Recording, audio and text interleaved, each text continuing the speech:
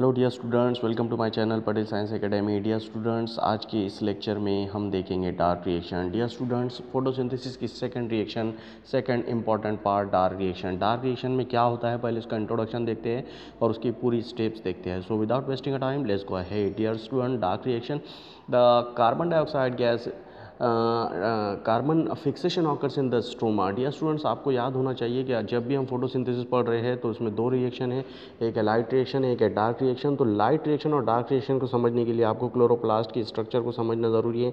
आपको पता है क्लोरोप्लास्ट में जो है ये डबल मेम्ब्रेन बाउंडेड स्ट्रक्चर है और उसके अंदर ग्रेना है, उसके अंदर स्ट्रोमा है, उसके अंदर थैलाकॉइड मेम्ब्रेन है, उसके अंदर स्ट्रोमल लैमेली है। तो लाइट रिएक्शन जो है थैलाकॉइड के मेम्ब्रेन के अंदर हुआ, एटीपी और एनएडीपीएच2 तैयार हुआ, ऑक्सीजन रिलीज़ हुआ, वाटर मॉलिक्यूल जो है ऑक्सीडाइज्ड हुआ, ब्रेक हुआ, उसी के कारण उसमें से ऑक्सीजन गैस निकली। अब क्या होता है, डार्क रिएक्शन स्टार्ट होती है और carbon fixation occurs in the stroma.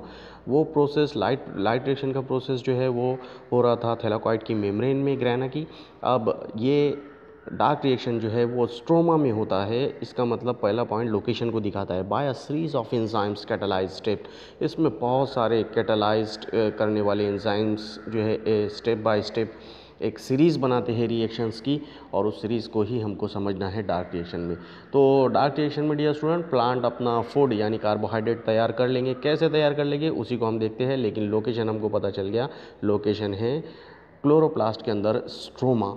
Okay dear students, तो अब हम आगे की तरफ बढ़ते हैं और देखते हैं सेकंड पॉइंट को डिस्कस करते हैं। सेकंड पॉइंट क्या है, the molecules of ATP and एनएडीपीएच2।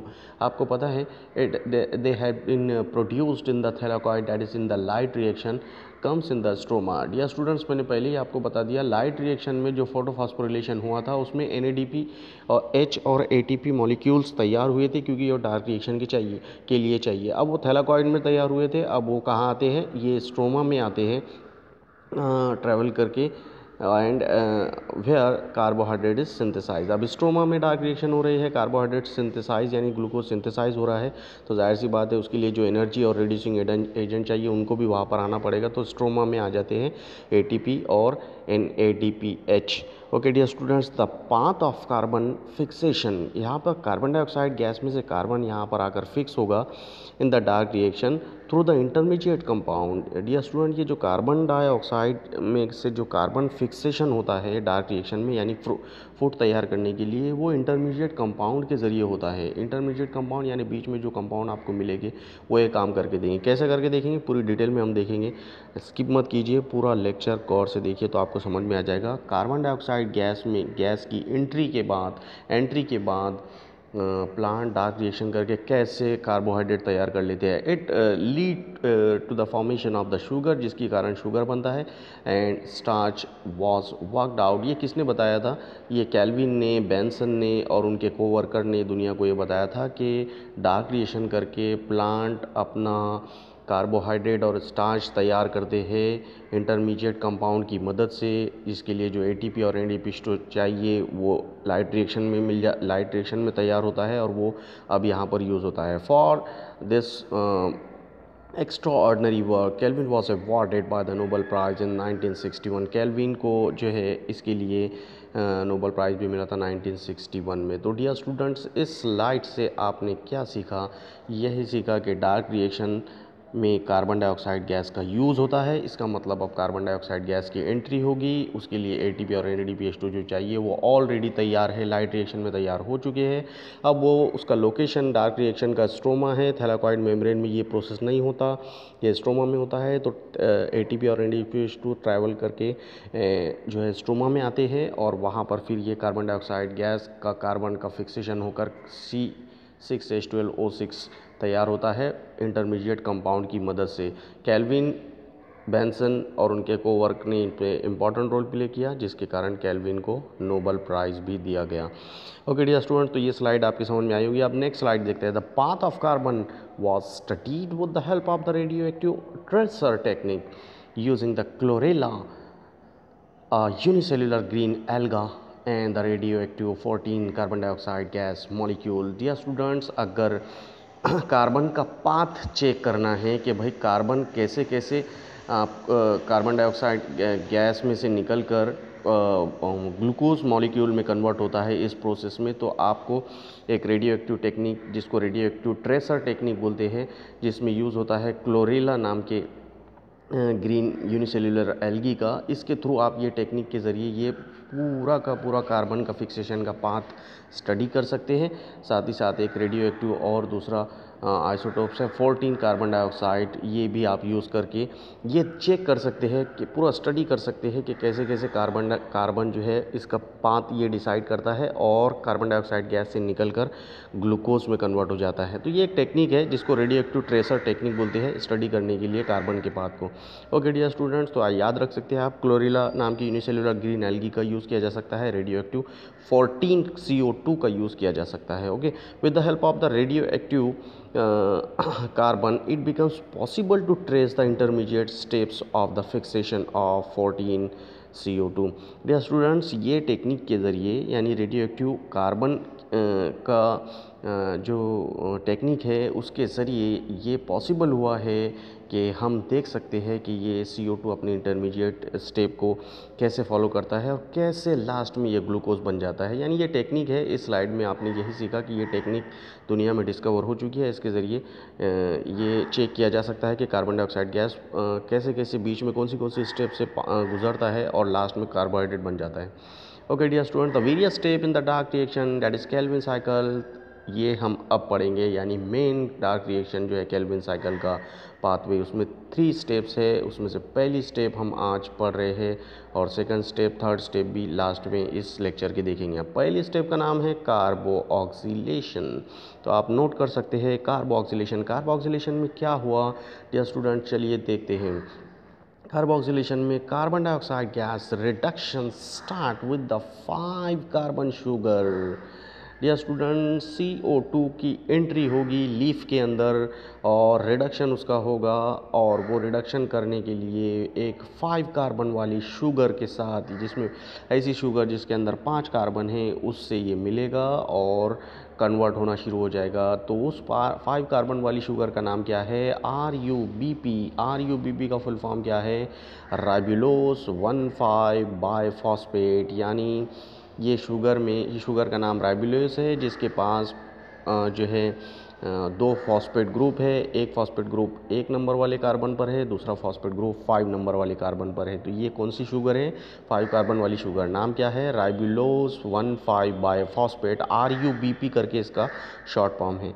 तो इसका मतलब ये है कि CO2 जल्दी से इसमें एंट्री करेगा डार्क रिएक्शन में, लीफ के अंदर, क्लोरोप्लास्ट में, स्ट्रोमा में, और उसको सबसे पहले किससे मिलना पड़ेगा? 5 कार्बन वाले कंपाउंड से, शुगर से, जिसका नाम है RUBP यानी राइबुलोस 1,5 बाइफॉस्फेट। उसके बाद क्या होगा कि RUBP की थोड़ी सी और डिटेल देख लेते हैं। RUBP एक पेंटो शुगर है, क्योंकि 5 कार्बन है इसमें, और इसके अंदर क्या है? 2 फॉस्फेट ग्रुप है। पहले ही मैंने बता दिया, एक फॉस्फेट ग्रुप किधर है? 1 नंबर वाले कार्बन पे, और एक फॉस्फेट किधर है? 5 नंबर वाले कार्बन पे। तो इसलिए ये क्या बन गया? Pentose sugar ribulose 1,5 biphosphate. Okay dear student, अब आगे बढ़ते हैं, देखते हैं। RUBP reacts with the carbon dioxide gas to produce the unstable 6 carbon intermediate in the presence of an enzyme RUBP carboxylase और रिबिस्को। ओके डियर स्टूडेंट्स, तो सबसे पहले क्या होगा? ये जो CO2 है, ये CO2 में देख लीजिए आप, एक कार्बन है, CO2 में एक कार्बन है। अब CO2 की एंट्री होगी प्लांट के अंदर। अब ये किसके साथ मिला? 5 कार्बन वाली शुगर के साथ। तो 5 + 1 ऐसे 6 कार्बन वाला एक कंपाउंड तैयार होगा। लेकिन वो कंपाउंड जो है स्टेबल नहीं रहेगा, अनस्टेबल रहेगा। थोड़ी देर के बाद वो अपनी ये स्टेट को खो देगा और एक दूसरी वाली स्टेज में चला जाएगा। तो ऐसे कंपाउंड जो अपनी एक पर्टिकुलर स्टेज में ज़्यादा देर तक नहीं रह सकते, उनको अनस्टेबल कंपाउंड बोलते हैं। तो कार्बन डाइऑक्साइड गैस के पास से एक कार्बन आया और RUBP के पास से 5 कार्बन है, तो 5 + 1 6 कार्बन वाला एक कंपाउंड तैयार होगा जो इंटरमीडिएट कंपाउंड है। और इसको तैयार करने के लिए एक एंजाइम चाहिए जिसको RUBP कार्बोक्सिलेज एंजाइम बोलते हैं या रिबिस्को एंजाइम बोलते हैं। यानी रिबिस्को एंजाइम का यहाँ फुल फॉर्म होना चाहिए राइबुलोस 1,5 बाइफॉस्फेट कार्बोक्सिलेज एंजाइम। यानी सिंपल सी बात है, CO2 + 5 carbon sugar RUBP is equal to 6 carbon intermediate unstable compound. यही बात इस सेंटेंस में बताई जा रही है। Immediately splits into the 3 carbon compound अब जी स्टूडेंट, पहले ही मैंने बता दिया कि ये जो 6 कार्बन वाला 6 कार्बन वाला कंपाउंड है ये स्टेबल नहीं है, ये जल्दी से ब्रेक हो जाता है और 3 कार्बन वाले 2 कंपाउंड में ब्रेक हो जाता है। 3 कार्बन वाले वो 2 कंपाउंड जो अब तैयार हो गए उसका नाम क्या है? 3PGA यानी 3 phosphoglyceric acid. Okay dear students, आप याद रखिए लास्ट में हम प्लांट को इस डार्क रिएक्शन के ग्लूकोज तैयार मिलेगा। आप धीरे धीरे देखिए CO2 और 5 कार्बन वाली शुगर वाला RuBP ये दोनों मिलकर अब क्या बन गए? 3 फॉस्फोग्लिसरिक एसिड बन गए। तो आप इतना याद रख सकते हैं 3 फॉस्फोग्लिसरिक एसिड हो गया। Okay, rubisco is a large protein molecule and comprises 16% of the chloroplast protein. Rubisco क्या है? एक बड़ा वाला प्रोटीन का मॉलिक्यूल है जो ऑलमोस्ट क्लोरोप्लास्ट में जितने भी प्रोटीन है उसमें से 16% काउंट होता है। ओके डियर स्टूडेंट, तो कार्बो ऑक्सीलेशन में इस स्लाइड में हमने क्या देखा कि कार्बो ऑक्सीलेशन का मीनिंग क्या है कि कार्बन डाइऑक्साइड गैस की लीफ के अंदर एंट्री हुई और वो 5 कार्बन वाली शुगर से मिला, RuBP जिसका नाम है, और उससे मिलने के बाद इसने एक एंजाइम रिबिस्को की हेल्प लेकर एक 6 कार्बन वाला इंटरमीडिएट अनस्टेबल कंपाउंड तैयार किया जो जल्दी से बाद में 3PGA के 2 मॉलिक्यूल में कन्वर्ट हो जाता है। 3 phosphoglyceric acid. Dear student, 3 phosphoglyceric acid तैयार हो गया। इसका मीनिंग ये है कि ये 3 फॉस्फोग्लिसरिक एसिड में ये एक ग्लिसरिक एसिड है जिसमें इसमें एक फॉस्फेट ग्रुप है और फॉस्फेट ग्रुप कहाँ है? 3 नंबर वाले कार्बन पर, इसलिए 3PGA इसको बोलते हैं। यानी ऐसा फॉस्फोग्लिसरिक एसिड जिसमें एक फॉस्फेट ग्रुप है 3 नंबर वाले कार्बन पे। ओके डियर स्टूडेंट, तो कार्बो ऑक्सीलेशन आपके समझ में आ गया होगा, I hope so. Dark reaction की पहली स्टेप हमने देख लिया, 3PGA के 2 मॉलिक्यूल तैयार हो गए। अब देखते हैं नेक्स्ट स्टेप आती है ग्लाइकोलिटिक रिवर्सल। ग्लाइकोलिटिक रिवर्सल में डियर स्टूडेंट्स क्या हो रहा है, चलिए देखते हैं। अब जो वो 3 फॉस्फोग्लिसरिक एसिड तैयार हुआ था, the molecules of this 3 phosphoglyceric acid form 1,3 diphosphoglyceric acid dear students by utilising the ATP molecules. अब आपको समझ में आ रहा होगा कि ये ATP मॉलिक्यूल आया किधर से? ये आया है लाइट रिएक्शन से, इसका यहाँ पर यूज़ है। 3PGA जो अभी तैयार हुआ पहली स्टेप में डार्क रिएक्शन की कार्बोक्सिलेशन वाली स्टेज में, वो जो 3PGA है उसके पास ये ATP ब्रेक होता है और ATP में से एक फॉस्फेट निकलता है, ATP ADP में कन्वर्ट हो जाता है और वो एक फॉस्फेट ये 3 फॉस्फोग्लिसरिक एसिड के पास जाता है और कौन से नंबर वाले कार्बन पे जाता है? 1 नंबर वाले कार्बन पे। इसलिए अब ये 3 फॉस्फोग्लिसरिक एसिड क्या बन गया? 1,3 डाइफॉस्फोग्लिसरिक एसिड। यानी ये ग्लिसरिक एसिड है अभी भी, पहले इसके पास 3 नंबर वाले कार्बन पर एक फॉस्फेट था, अब ये एक ATP का यूज़ करा तो एक फॉस्फेट और आ गया, 3 नंबर वाले कार्बन पे आ गया। इसलिए अब ये क्या बन गया? ऐसा फॉस्फोरिक एसिड, ऐसा ग्लिसरिक एसिड जिसके पास 2 फॉस्फेट ग्रुप है, एक है 1 नंबर वाले कार्बन पर और एक है 3 नंबर वाले कार्बन पर। तो अब ये बन गया डियर स्टूडेंट्स 1,3 डाइफॉस्फोग्लिसरिक एसिड। पहली स्टेप आपके समझ में आ गई होगी। These are reduced to glyceraldehyde 3-phosphate यानी 3PGL। या स्टूडेंट्स, अब ये जो 1,3 डाइफॉस्फोग्लिसरिक एसिड है इसका रिडक्शन होता है और ये कन्वर्ट हो जाता है अब एल्डिहाइड में। एल्डिहाइड का नाम क्या है? 3-फॉस्फोग्लिसराल्डिहाइड। यानी ये ग्लिसराल्डिहाइड है जिसके पास 3rd नंबर वाले कार्बन पर एक फॉस्फेट है, तो इसको क्या बोलेंगे? 3 फॉस्फोग्लिसरिक ग्लिसराल्डिहाइड। ओके डियर स्टूडेंट, तो ये अभी ये क्या है? 1,3 डाइफॉस्फोग्लिसरिक एसिड है। अब एसिड से ये क्या काय में कन्वर्ट होना शुरू हो गया है? ये कन्वर्ट शुरू हो गया है एल्डिहाइड में। क्या है अब इसका नाम? 3 फॉस्फोग्लिसराल्डिहाइड। ओके डियर स्टूडेंट्स, ये 3 जो है ये कार्बन के नंबर को दिखाता है कि ये ऐसा एल्डिहाइड है जिसके पास एक फॉस्फेट ग्रुप है 3rd नंबर वाले कार्बन पे। इसमें किसका यूज़ हुआ? By the NADPH supplied by the light reaction of the photosynthesis. Dear student, इसमें NADPH का यूज़ हो गया। ये NADPH कहाँ तैयार हुआ? आपको पता है ये नॉन साइक्लिक फोटोफॉस्फोरिलेशन में तैयार हुआ लाइट रिएक्शन के। तो इसका यूज़ होकर ये 1,3 डाइफॉस्फोग्लिसरिक एसिड अब बन गया क्या? 3 फॉस्फोग्लिसरिक एसिड। आई होप कि आपके समझ में आ रहा है डियर स्टूडेंट। अब देखते हैं for the Calvin cycle to run continuously there must be a sufficient amount of RuBP which accept CO2 and a regular supply of the ATP and NADH2।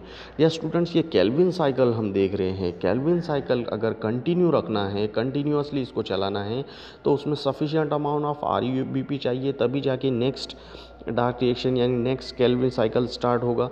तो उसकी जो CO2 को एक्सेप्ट करेगा और 3 PGA तैयार करेगा। तो इसको कंटिन्यू अगर चालू रखना है तो डियर स्टूडेंट्स ये सफिशिएंट अमाउंट ऑफ RUBP वहाँ पर तैयार रहना चाहिए जो CO2 को एक्सेप्ट कर सके और रेगुलर जिसको सप्लाई मिल सके ATP और NADPH2 का। तो जो फर्स्ट स्टेप हमने देखे केल्विन साइकिल की कार्बोक्सिलेशन, तो ऐसा करने के लिए out of each 12 molecules of 3 फॉस्फोग्लिसराल्डिहाइड, ये जो 12 मॉलिक्यूल्स ऑफ फॉस्फोग्लिसराल्डिहाइड है इसका कैसे क्या होता है ये ज़रा हम देख लेते हैं। इसीलिए इस रिएक्शन का नाम जो है ग्लाइकोलाइटिक रिवर्सल है। तो हम देख लेते हैं 2 मॉलिक्यूल्स, ये जो 3 फॉस्फोग्लिसराल्डिहाइड है इसके डियर स्टूडेंट्स ये स्टेप में 12 मॉलिक्यूल्स तैयार होते हैं।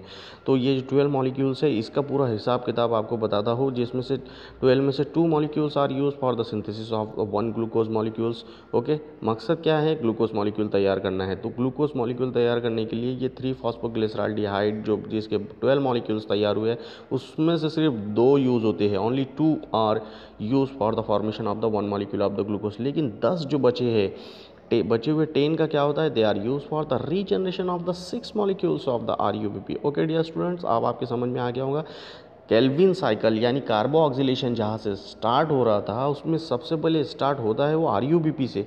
अब RUBP अगर ख़त्म हो जाए तो नेक्स्ट केल्विन साइकिल कैसे स्टार्ट होगा, तो इसलिए देखिए उसका ये सेकंड स्टेप में यहीं पर पूरा उसका प्रोविजन कर दिया जाता है। कैसे कर लिया जाता है, जो 3 फॉस्फोग्लिसराल्डिहाइड अभी तैयार हुए 12 मॉलिक्यूल्स उसमें से 2 का यूज़ होगा ग्लूकोज के लिए और बचे हुए 10 का यूज़ होगा वापस से RUBP तैयार करने के लिए, ताकि नेक्स्ट केल्विन साइकिल अच्छे से स्टार्ट हो सके। तो इसलिए सेकंड स्टेप जो आती है वो ग्लाइकोलाइटिक रिवर्सल आती है, ताकि बचा हुआ जो मटेरियल है 3 फॉस्फोग्लिसराल्डिहाइड का वो यूज़ होकर डियर स्टूडेंट्स वापस से नेक्स्ट नेक्स्ट डार्क रिएक्शन की फर्स्ट स्टेप को यानी कार्बोक्सिलेशन को स्टार्ट कर सके। ओके डियर स्टूडेंट, तो डार्क रिएक्शन की हमने 2 स्टेप अभी तक देख लिए। पहली देखी कार्बोक्सिलेशन, दूसरी देख ले ग्लाइकोलाइटिक रिवर्सल, जिसमें अभी तक हमने देखा कि फॉस्फोग्लिसराल्डिहाइड के 12 मॉलिक्यूल्स तैयार हो गए और जिसमें से 2 का यूज़ करके अभी ग्लूकोज तैयार होगा नेक्स्ट स्टेप में और 10 जो है वो RUBP तैयार करेगी। ओके डियर स्टूडेंट्स, तो रीजनरेशन ऑफ RUBP का रीजनरेशन कैसे होता है चलिए वो देख लेते हैं। Through a series of a complex reaction 10 molecules of 3 phosphoglyceraldehyde are used for the regeneration of the 6 molecule of the RUBP at a cost of the 6 ATP। Dear students, ये जो अभी मैं आपको बता रहा था कि 3 फॉस्फोग्लिसराल्डिहाइड के 12 मॉलिक्यूल्स में से 10 मॉलिक्यूल्स का यूज़ होता है RUBP वापस से तैयार करने के लिए। 6 मॉलिक्यूल अगर तैयार करना है तो 10 मॉलिक्यूल ऑफ RUBP चाहिए, वो तो तैयार हो ही गए हैं। पिछली रिएक्शन में हमने देखा 12 मॉलिक्यूल्स तैयार हो गए जिसमें से ग्लूकोज के लिए सिर्फ तो 2 चाहिए, बचे हुए 10 जो है तैयार है काहे के लिए 6 मॉलिक्यूल ऑफ RUBP तैयार करने के लिए। लेकिन इसके लिए आपको इन्वेस्ट करना, प्लांट्स के लीफ को इन्वेस्ट करना पड़ेगा ATP के 6 मॉलिक्यूल जो ऑलरेडी तैयार है, जो मिलेंगे लाइट रिएक्शन में से। ओके डियर स्टूडेंट, तो for this purpose 6 turn of Calvin cycles are needed to be operated. तो ये 6 मॉलिक्यूल ऑफ RUBP तैयार करने के लिए केल्विन साइकिल को 6 बार रिपीट होना पड़ता है। 6 टन जब इसकी कंप्लीट होती है तो 1 मॉलिक्यूल ऑफ ग्लूकोज जो है तैयार होता है और साथ में ये RUBP भी तैयार हो जाता है। तो आप याद रखिए ये जो कार्बोक्सिलेशन है और बाकी की जो स्टेप अभी हम देख रहे हैं ग्लाइकोलाइटिक रिवर्सल और रीजनरेशन ऑफ द RUBP, इसमें केल्विन साइकिल जो है ये 6 टन कंप्लीट करता है तब जाके एक ग्लूकोज का मॉलिक्यूल तैयार होता है। तो आप इसको याद रखिए dear student. Plants form a variety of organic compound required for its structure function through the complex reaction. इस तरह के जैसे फोटोसिंथेसिस का अपन ये डार्क रिएक्शन देख रहे हैं, इस तरह की रिएक्शन करके प्लांट्स जो है बड़े बड़े कंपाउंड ऑर्गेनिक कंपाउंड तैयार करता है जिससे उसकी स्ट्रक्चर बनती है, जिससे वो फंक्शन करते हैं। तो डियर स्टूडेंट्स, आई होप कि अभी आपकी ये स्लाइड में ये समझ में आ गया है कि RUBP को तैयार करने के लिए 10 मॉलिक्यूल्स 3 फॉस्फोग्लिसराल्डिहाइड के चाहिए, जिसके लिए 6 मॉलिक्यूल ऑफ ATP भी चाहिए और 6 टन केल्विन साइकिल के जब कंप्लीट होते हैं तो 1 मॉलिक्यूल ऑफ ग्लूकोज तैयार होता है। ओके, दस for every 6 molecule of CO2 and ribulose 1,5-biphosphate used, 12 molecules of 3 phosphoglyceraldehyde are produce. So dear students, क्योंकि कार्बोहाइड्रेट जो है उसमें 6 कार्बन जो है 6 होते हैं, तो for every 6 molecule of CO2 and ribulose 1 phosphate यानी RUBP 12 molecules of 3 phosphoglyceraldehyde are produced. तो 12 मॉलिक्यूल तैयार करने के लिए जो है 6 मॉलिक्यूल CO2 के यूज़ होते हैं और RUBP के यूज़ होते हैं, तब जाके ये 12 मॉलिक्यूल तैयार होते हैं 3 फॉस्फोग्लिसराल्डिहाइड के। आउट ऑफ दैट 12 मॉलिक्यूल्स हमने अभी देखा only two are used for the formation of the glucose molecule। अभी मैंने लास्ट स्लाइड में भी आपको बताया, ये जब 12 मॉलिक्यूल्स इसके तैयार हो जाते हैं तो उसमें से 2 मॉलिक्यूल का यूज़ होता है ग्लूकोज तैयार करने के लिए, 1 मॉलिक्यूल, और 10 बचे हुए जो है वो कन्वर्ट हो जाते हैं वापस से RUBP में, which combines for the fresh CO2 and वो प्रोसेस जो है रिपीट होते जाता है। तो केल्विन, ये जो हम देख रहे थे डियर स्टूडेंट, ये केल्विन साइकिल है। तो the Calvin cycle regenerate ADP and NADP require for the light reaction. तो केल्विन साइकिल में देखिए ATP का यूज़ हुआ तो ATP काय में कन्वर्ट होगा, उसका एक फॉस्फेट यूज़ हो गया तो वो बन गया ADP। NADP H का H अगर यूज़ हो गया तो ये बच गया H NADP। तो ये ADP और NADP ये प्लांट में स्ट्रोमा में अभी भी मतलब तैयार रहते हैं और फिर एंट्री करते हैं लाइट रिएक्शन में। जैसे ही अगला दिन निकलता है ये ADP फॉस्फेट लेकर ATP बन जाता है और NADP जैसी वाटर मॉलिक्यूल ब्रेक होकर ऑक्सीडेशन होता है तो ऑक्सीजन रिलीज होती है और H जो बचता है वो NADP के पास आता है। इस तरह से डियर स्टूडेंट ये प्रोसेस रिपीट होते रहते हैं रोज़। तो ये इस रिएक्शन में आप देख सकते हैं सबसे पहले CO2 की एंट्री हुई, ऊपर से आप देखिए CO2 ने जो है RUBP के साथ रिएक्शन किया, आप देख सकते हैं ऊपर से, और रिएक्शन करने के बाद डियर स्टूडेंट्स ओके ये CO2 की एंट्री हुई, RUBP 5 कार्बन वाला उसके साथ यूज़ किया, जो है कौन सा एंजाइम यूज़ हुआ, रिबिस्को एंजाइम यूज़ हुआ। एक अनस्टेबल कंपाउंड तैयार हुआ 6 कार्बन वाला जो ज़्यादा देर तक उस कंडीशन में नहीं रह सकता। उसके बाद फिर क्या तैयार हुआ डियर स्टूडेंट्स, उसके बाद तैयार हुआ है, आप देख सकते हैं यहाँ पर 3 फॉस्फोग्लिसरेट यानी 3 फॉस्फोग्लिसरिक एसिड तैयार हुआ, ये देख सकते हैं इसके 2 मॉलिक्यूल तैयार हुए। इस तरह से ये प्रोसेस 6 बार रिपीट हुआ तो 12 मॉलिक्यूल तैयार हो गए। अब 12 मॉलिक्यूल तैयार हुए तो उसमें ATP का भी यूज़ हुआ। अब ये जो है इसने फिर एक फॉस्फेट लिया और बन गया 1,3-डाइफॉस्फोग्लिसरिक एसिड। फिर NADPH2 की एंट्री हुई, NADPH2 ने एंट्री, ये सब समझा दिया हूँ मैंने लास्ट में आपको। NADPH2 की एंट्री होने के बाद डियर स्टूडेंट्स तैयार हुए 3 फॉस्फोग्लिसराल्डिहाइड। 3 फॉस्फोग्लिसराल्डिहाइड जो है उसके 12 मॉलिक्यूल्स तैयार हो गए, उसमें से 2 का यूज़ करके इधर नीचे ग्लूकोज तैयार होगा और 10 बचे हुए जो है उसका यूज़ करके लास्ट में फिर से RUBP तैयार हो जाएंगे 6 मॉलिक्यूल उसके। तो कैसे कैसे तैयार होते हैं वो हम देख लेते हैं। ये जो पूरा साइकिल चल रहा है डियर स्टूडेंट, इसके साइकिल में जो ये 3 स्टेप है, पहली स्टेप को हमने कार्बोक्सिलेशन बोला, दूसरी स्टेप को ये फॉस्फोग्लिसराल्डिहाइड के 12 मॉलिक्यूल तैयार करने वाले को रिडक्शन कहते हैं, और ये जो स्टेप है जिसमें से 2 मॉलिक्यूल जो है ग्लूकोज बना लेंगे और 10 मॉलिक्यूल बचे हुए वो जो है वापस से ये RUBP बना लेंगे, तो इसको रीजनरेशन बोलते हैं। तो ये पूरे साइकिल को carboxylation plus reduction plus regeneration हम बोलते हैं केल्विन साइकिल। या स्टूडेंट्स ये ग्लूकोज कैसे तैयार होता है, अब ये जो 2 मॉलिक्यूल्स बचे हुए हैं फॉस्फोग्लिसराल्डिहाइड के उसके साथ क्या होता है देखते हैं। तो जो 2 मॉलिक्यूल ऑफ फॉस्फोग्लिसराल्डिहाइड है वो डिहाइड्रोक्सी एसीटोन फॉस्फेट के 2 मॉलिक्यूल में कन्वर्ट होते हैं, फिर वो DHAP उसको बोलते हैं, डिहाइड्रोक्सी एसीटोन फॉस्फेट में कन्वर्ट हो जाते हैं वो 2 मॉलिक्यूल किसके, फॉस्फोग्लिसराल्डिहाइड के, 3 फॉस्फोग्लिसराल्डिहाइड के। यानी 3 फॉस्फोग्लिसराल्डिहाइड ग्लूकोज बनने से पहले क्या बनता है, DHAP यानी dehydroxy acetone phosphate. Dehydroxy acetone phosphate अब क्या करता है, ये 1 मॉलिक्यूल ऑफ फ्रुक्टोज 1,6 डाइफॉस्फेट बनता है। डियर स्टूडेंट ये जो 2 मॉलिक्यूल है अब ये 1 मॉलिक्यूल में कन्वर्ट हो गए और इसमें 3 कार्बन थे, अब ये 3 कार्बन वाले 2 मॉलिक्यूल DHAP अगर ये 1 हो गए तो 1 मॉलिक्यूल 6 कार्बन वाला 1 मॉलिक्यूल तैयार हो जाएगा।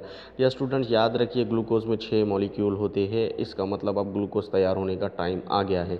तो ये ग्लूकोज तैयार होने की पहले वाली स्टेप, ये जो DHAP है ये 3 कार्बन वाले दो कंपाउंड है, ये आपस में एक दूसरे से मिल जाते हैं और 6 कार्बन वाला एक कंपाउंड तैयार करते हैं। क्या नाम है उसका? Fructose 1,6 diphosphate. डियर स्टूडेंट, नाम क्या है इसका? ये फ्रुक्टोस है। इसके पास 2 फॉस्फेट है, एक फॉस्फेट 1 नंबर के कार्बन पे, एक फॉस्फेट 6 नंबर वाले कार्बन पर है। ओके डियर स्टूडेंट, तो फ्रुक्टोस 1,6 डाइफॉस्फेट तैयार हुआ। फ्रुक्टोस 1,6 डाइफॉस्फेट अब क्या बन गया? नेक्स्ट स्टेप में देखते हैं। फ्रुक्टोस 1,6 डाइफॉस्फेट ये एक एटीपी एक फॉस्फेट को रिलीज़ कर देता है, एक फॉस्फेट इनऑर्गेनिक फॉस्फेट को निकाल देता है अपने अंदर से। अब वो कौन से वाला निकाला? 1 नंबर वाला, 1 नंबर पे जो फॉस्फेट था।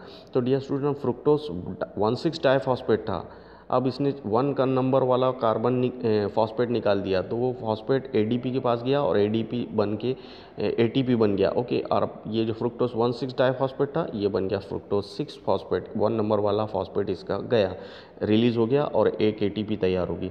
ओके डियर स्टूडेंट्स, तो अब ये फ्रुक्टोस 1,6 डाइफॉस्फेट क्या है? Fructose 6 phosphate.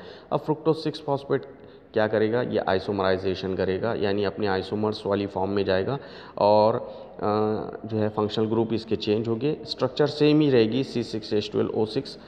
तो ये फ्रुक्टोस 1,6 बाइफॉस्फेट आइसोमराइजेशन करके ग्लूकोज 1,6 फॉस्फेट बन जाएगा, यानी ग्लूकोज अब ये बन गया है, लेकिन इसके पास अभी भी एक फॉस्फेट है 6 नंबर के कार्बन पर।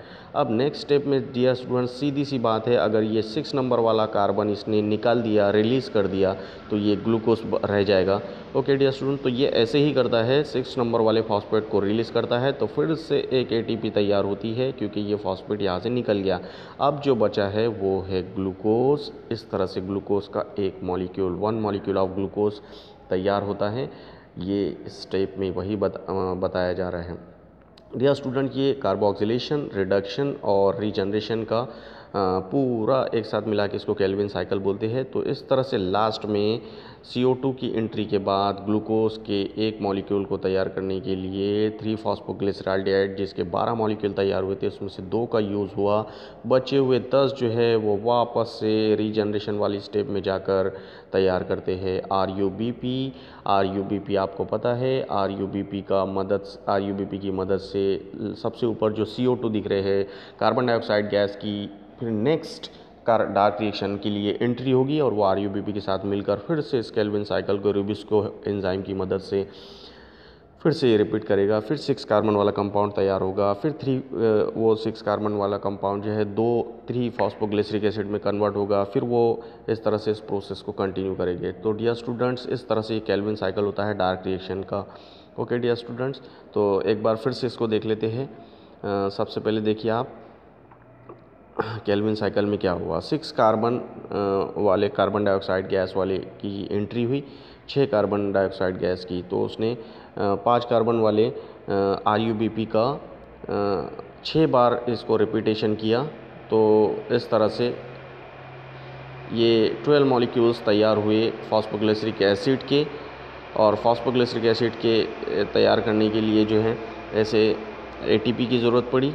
ATP के ऐसे ये डाइफॉस्फोग्लिसराल्डिहाइड के 12 मॉलिक्यूल तैयार हुए। इसमें NADPH2 का यूज़ हुआ, सब आपको मालूम है। NADPH2 का यूज़ करने के बाद फॉस्फोग्लिसराल्डिहाइड के 12 मॉलिक्यूल तैयार हुए। फॉस्फोग्लिसराल्डिहाइड के 12 मॉलिक्यूल में से 10 मॉलिक्यूल का यूज़ होकर वापस से RUBP की 6 मॉलिक्यूल तैयार हो गए, जिसके लिए 6 ATP की ज़रूरत पड़ी। और डियर स्टूडेंट्स, इस तरह से जो बचे हुए 2 मॉलिक्यूल है वो 2 मॉलिक्यूल का यूज़ करके लास्ट में ग्लूकोज तैयार हो गया, यानी 2 मॉलिक्यूल का इस्तेमाल करके एक मॉलिक्यूल का ग्लूकोज का एक मॉलिक्यूल तैयार हो गया। इस तरह से ये पूरा गणित है इसका, आप इसको नोट कर सकते हैं। सबसे पहले 6 कार्बन की एंट्री के लिए 6 बार CO2 अंदर आया, 6 बार RUBP का यूज़ हुआ। तो इस तरह से 6 + 6 12 मॉलिक्यूल्स फॉस्फोग्लिसरिक एसिड के तैयार हुए। और 12 मॉलिक्यूल्स तैयार करने के बाद 12 मॉलिक्यूल्स डाइफॉस्फोग्लिसरिक एसिड के तैयार हुए। फिर डाइफॉस्फोग्लिसरिक एसिड के 12 मॉलिक्यूल के लिए डियर स्टूडेंट्स उसमें से जो है 3-फॉस्फोग्लिसराल्डिहाइड 12 मॉलिक्यूल इसके तैयार हुए। ये 12 मॉलिक्यूल क्यों यूज़ हो रहे हैं डियर स्टूडेंट्स? ये इसलिए यूज़ हो रहे हैं क्योंकि ग्लूकोज में 6 मॉलिक्यूल है कार्बन के, और RUBP को अगर ये 6 मॉलिक्यूल वाला ग्लूकोज तैयार करना, 6 कार्बन वाला ग्लूकोज अगर तैयार करना है, तो इसके पास जो है 6 RUBP चाहिए, तो 6 RUBP तैयार करने के लिए 10 मॉलिक्यूल चाहिए इसके फॉस्फोग्लिसराल्डिहाइड के, तो तब जाके ये 6 मॉलिक्यूल वाला 6 कार्बन 6 जो है मॉलिक्यूल्स जो है RUBP के तैयार होंगे, तो वो कार्बन डाइऑक्साइड गैस को मिलकर जो है ये प्रोसेस को कंटिन्यू कर सकेगा। इसलिए ये 6 बार रिपीट करना पड़ता है, जिसके रिज़ल्ट में ग्लूकोज का 1 मॉलिक्यूल और RUBP के 6 मॉलिक्यूल तैयार होते हैं। इस तरह से ये कंटिन्यू चलते रहता है। तो 6 बार केल्विन साइकिल रिपीट होता है तो 1 ग्लूकोज का मॉलिक्यूल तैयार होता है, ऐसा इसका मीनिंग है। Okay dear student, Calvin cycle फिर से इन शॉर्ट देखते हैं, समराइज़ करते हैं। स्टेप 1 में देखिए कार्बन का फिक्सेशन हुआ, CO2 binds to RUBP sugar with the help of enzyme rubisco. ये CO2 की एंट्री हुई, आप देख सकते हैं यहाँ पे। एंट्री होने के बाद 6 कार्बन वाला मॉलिक्यूल जो है वो 2 मॉलिक्यूल में 3 कार्बन के 2 मॉलिक्यूल में कन्वर्ट हुआ। ये एक PGA और ये एक PGA, 3 PGA इसको बोलते हैं। 3 PGA के 2 मॉलिक्यूल तैयार हो गए, देख सकते हैं यहाँ पर। ये 2 मॉलिक्यूल फिर रिडक्शन फेस में गए।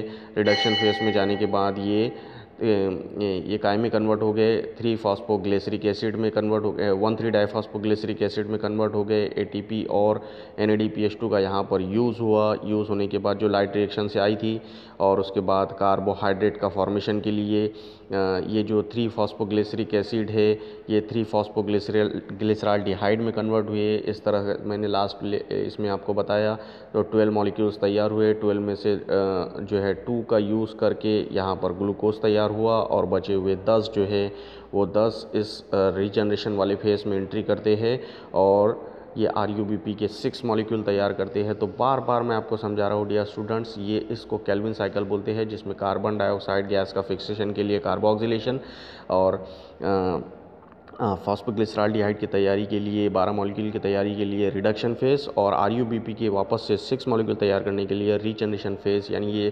Carboxylation plus reduction plus regeneration means Calvin cycle. Okay dear students, तो आपके समझ में आया होगा केल्विन साइकिल किसको बोलते हैं। लाइट रिएक्शन ग्रेना में हुई। अब थोड़ा समराइज़ कर लेते हैं पूरे फोटोसिंथेसिस को डियर स्टूडेंट्स। तो लाइट रिएक्शन ग्रेना में हुई और डार्क रिएक्शन स्ट्रोमा में हुई। लाइट रिएक्शन में 24 मॉलिक्यूल्स H2O के यूज़ हुए, तो 24 मॉलिक्यूल H2O के यूज़ हुए, मतलब 24 OH अलग हो गए, 24 H अलग हो गए। ओके डियर स्टूडेंट, 24 OH जो है हाइड्रोक्सिल आयन जो है उनका क्या हुआ वो देखते हैं। 24 OH का ये हुआ कि इसमें से 24 इलेक्ट्रॉन रिलीज़ हो गए साइक्लिक और साइक्लिक फोटोफॉस्फोरिलेशन और नॉन साइक्लिक फोटोफॉस्फोरिलेशन के थ्रू, जिसमें से ये 24 इलेक्ट्रॉन जो है 24 प्रोटॉन के साथ मिलके और 24 NADP के साथ मिलके 12 NADP के साथ मिलके 12 मॉलिक्यूल्स ऑफ NADPH तैयार हुए। और डियर स्टूडेंट्स, बचे हुए जो OH है इसका क्या हुआ, 24 हाइड्रोक्सिल ग्रुप है, तो इसने आधे वापस दे दिया, 12 मॉलिक्यूल वाटर के वापस दे दिया, और बचे हुए जो ऑक्सीजन थे वो 6 ऑक्सीजन मॉलिक्यूल गैस बन गए और रिलीज़ हो गए। तो इसका मतलब डियर स्टूडेंट्स, लाइट रिएक्शन में क्या हुआ, अभी मैं आपको पूरा इसका हिसाब बताता हूँ। 24 मॉलिक्यूल पानी के यूज़ हुए, वाटर के 24 मॉलिक्यूल यूज़ हुए, जिसमें से इनका जब ब्रेकेज हुआ तो OH और H से मिलकर वाटर मॉलिक्यूल बनता है डियर स्टूडेंट। तो 24 मॉलिक्यूल वाटर के है, इसका मतलब इसमें 24 OH है और 24 H है। 24 OH का क्या हुआ, 24 OH ने 24 इलेक्ट्रॉन को रिलीज़ किया। जब ये ट्रांसफ़र हुए इलेक्ट्रॉन, तो ट्रांसफ़र होते होते ये जो बचे हुए 24 H है, ये H NADP के पास जाकर NADPH2 NADPH बन गए। ओके डियर स्टूडेंट्स, 18 ADP का 18 इनऑर्गेनिक फॉस्फेट से मिलना और 18 ATP का तैयार होना, ये यहाँ पर होता है। बचे हुए जो OH है 24 मॉलिक्यूल 24 मॉलिक्यूल्स, इसमें से आधे वाटर मॉलिक्यूल बन गए, 12 मॉलिक्यूल्स ऑफ वाटर जो है तैयार कर दिया प्लांट ने फोटोसिंथेसिस करते करते, लाइट रिएक्शन करते करते। और ऑक्सीजन मॉलिक्यूल 6 ऑक्सीजन मॉलिक्यूल हवा में, एटमॉस्फेयर में जो है इन्होंने रिलीज़ कर दिया, यानी लाइट रिएक्शन में ऐसा कुछ हुआ। डार्क रिएक्शन जो कि स्ट्रोमा में हुई, उसमें क्या हुआ, कार्बन डाइऑक्साइड गैस के 6 मॉलिक्यूल लीफ के क्लोरोप्लास्ट के स्ट्रोमा में एंट्री किए। ये जो 18 मॉलिक्यूल तैयार हुए थे ATP के, इनका यूज़ हुआ। ये जो 12 मॉलिक्यूल तैयार हुए थे NADPH के लाइट रिएक्शन में, उसका यूज़ हुआ और तैयार हो गया 1 मॉलिक्यूल ऑफ ग्लूकोज 6H12O6, तैयार हो गया 6 मॉलिक्यूल ऑफ वाटर और 18 यानी 18 ADP यूज़ हुए थे।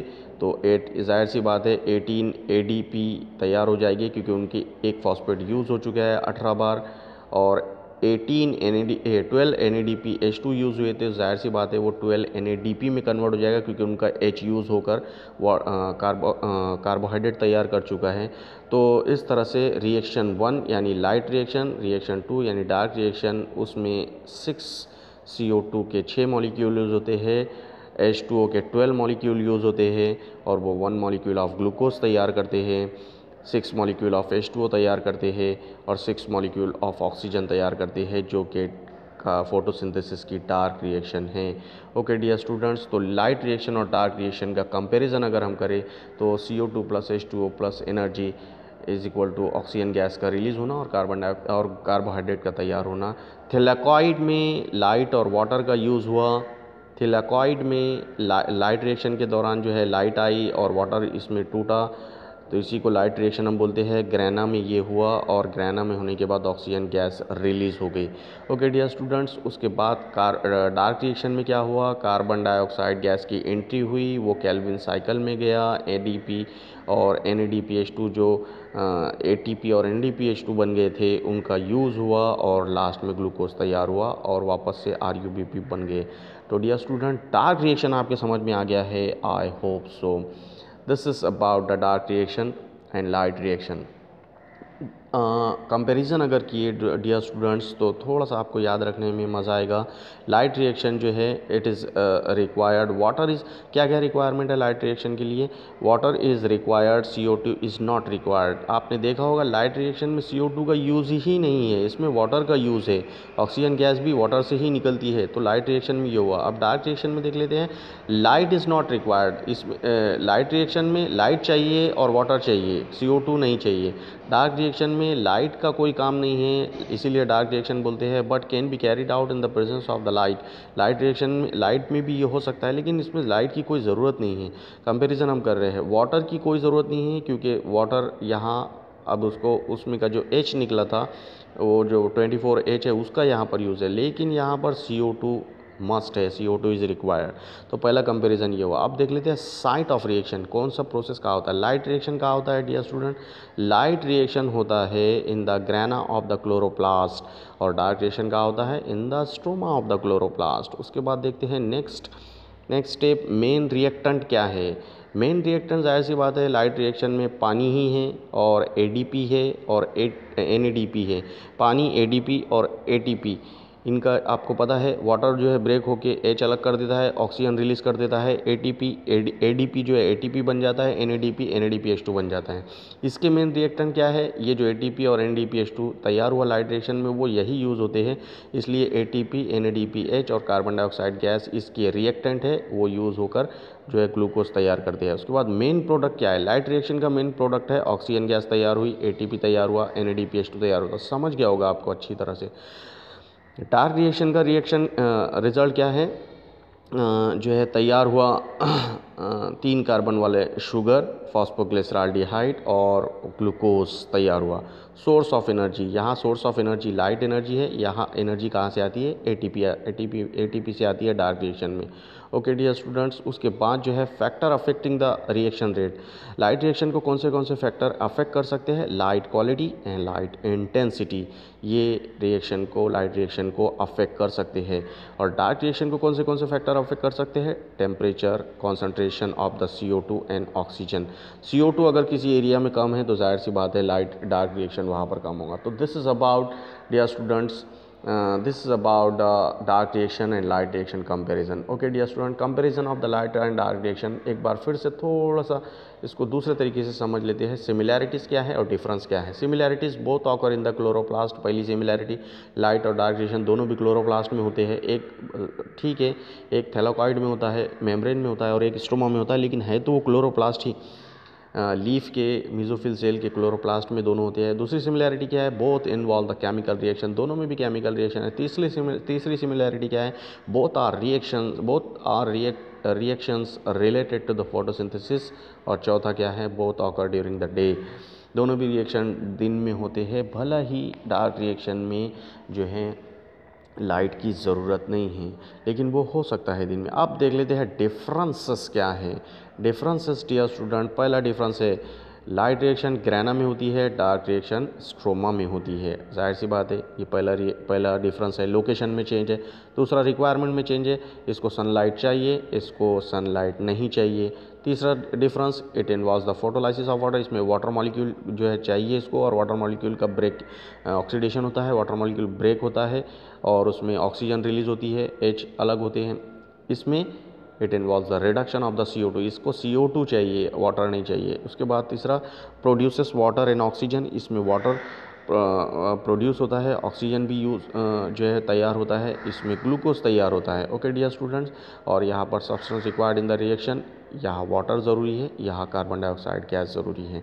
तो आपके समझ में आ गया होगा कि कैसे प्लांट जो है रिएक्शन करके फोटोसिंथेसिस की तरह फोटोसिंथेसिस प्रोसेस करके लाइट और डार्क रिएक्शन के ज़रिए अपना एक मॉलिक्यूल ग्लूकोज का तैयार करते हैं, 6 CO2 यूज़ करके, 12 H2O यूज़ करके अपना 1 मॉलिक्यूल ऑफ C6H12O6 तैयार करते हैं, प्लस 12 उसमें से आधे वाटर वापस भी देते हैं, 6H2O तैयार भी करके वो रिटर्न देते हैं और 6 मॉलिक्यूल ऑफ ऑक्सीजन रिलीज़ करते हैं।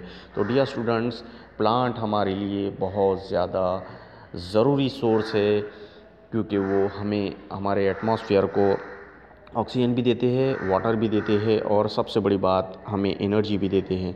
Thank you very much for watching this video. I hope कि आपको डार्क रिएक्शन अच्छी तरह समझ में आया है। Thank you very much.